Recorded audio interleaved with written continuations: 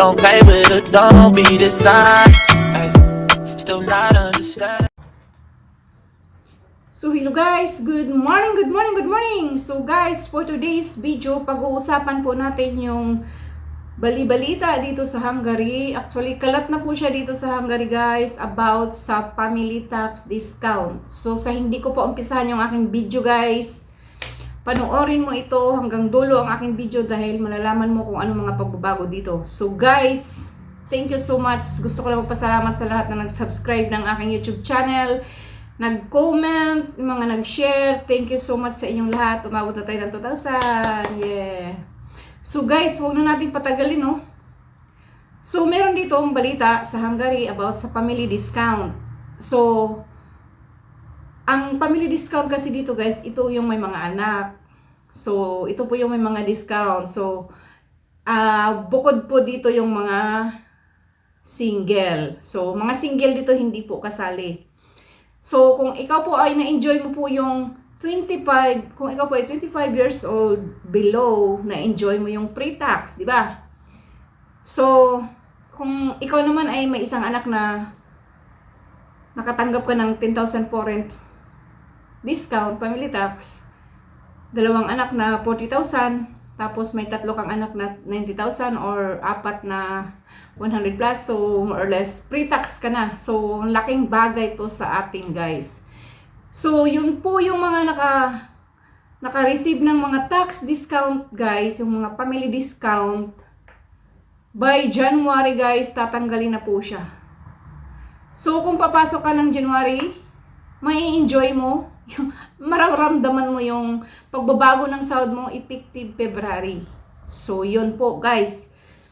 So nakakalungkot po siya kasi nga malaking tulong talaga. Kagaya ko, meron akong isang anak. So nakakatanggap ako ng 10,000 Hungarian forint. So kung ibili ko po dito yung 10,000 Hungarian forint sa Hungary, marami na po akong mabili na mga grocery, mga pagkain ko po sa loob ng isang buwan. So 10,000 is marami na po akong mabili niyan guys. So malaking tulong po. Nakakalungkot talaga guys kasi wala eh. Ano na talaga eh. Yun talaga yung ano na dito. Ginawa nilang bagong batas yata o bagong ano nila, bagong patakaran nila sa mga third national country. So by January guys, hindi pa natin maramdaman. By February, alam ko February ang effective na na matanggal talaga yung mga family discount. So by January kasi tayo, babalik tayo ng kasi bakasyon. January babalik tayo, tatrabaho pa tayo. Pag February na sahod guys, doon pa lang doon pa lang daw kikita natin yung mga sinasabi nila na wala na pong tax discount. So, nakakalungkot po itong balitang to kasi malaking tulong talaga guys, lalo na sa may mga apat na anak, pre-tax. Grabe, laking tulong. Pero kung nandito ka naman sa Hungary guys, kahit tanggalin pa yung family tax discount, mas mainam pa rin na nandito tayo nagtatrabaho kaysa tambay tayo sa Pilipinas, di ba? Wala tayong masahod.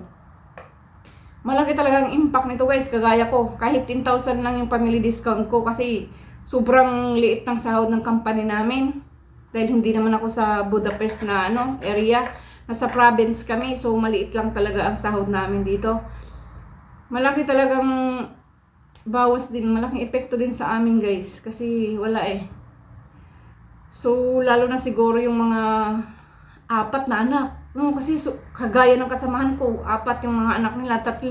So laki talaga ng natipid nila noon, gawa ng family tax discount. Pero kung tanggalin naman to ngayong January, wala lang talaga tayong maliit lang. So wala naman tayong choice kasi nandito na tayo eh.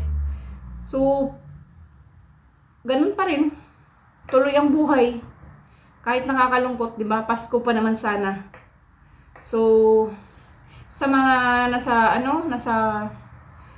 ibang bansa, sa Taiwan, Hong Kong, Middle East, Pilipinas, kung kayo po ay nag-a-apply papunta dito, mag-isip muna kayo guys. baka may maganda pang opportunity sa ibang country. Hindi ko kayo discourage ha. Sinasabi ko lang yung totoo guys. Kasi ang batas ngayon ng Hungary dito is parang pa-worst ng pa-worst. Meron pa akong isang balita na i-ano ko sa separate video ko na to. So, abangan nyo po yung upload ko by Monday. Mag-upload ako by Monday about dun sa bago namang balita. So, hindi ko na lang to pahabain guys, no? So, nakakalungkot talaga siya. Tapos, sa last ng video ko na to guys, ipopost ko yung clip ng ng isang agency dito sa Hungary na nag-confirm din sa mga tauhan nila na talagang nagbabago na yung family tax discount. So, malungkot pero laban lang tayo guys. Laban tayo mga kababayan. So, yun lang no. At sana nakatulong tong video na to. Kung meron kayong comment, mga tanong, mag-comment lang kayo sa baba guys. Kasi kung may oras ako, magsasagot ako ng mga mga message nyo. Sa mga gusto palang mag-send sa akin ng message, kontakin nyo po ako dun sa Cebuana in Hungary na messenger. Dun nyo po ako tanungin kung marami pa kayong tanong. Kasi yung iba kasi nahiyang mag-comment dun sa comment section sa video. So meron akong nabasa doon na saan daw ako pwede makontak. So dalawa sila nag-message dun sa comment sa video na yon. So ito po yung sagot guys. I-message nyo ako sa Cebuana in Hungary na messenger. Dun po makontak niyo po ako doon. So, maraming salamat po sa lahat ng nanonood at thank you po sa inyong support and Merry Christmas sa ating lahat. Mag-ingat po tayo palagi and Happy Holiday!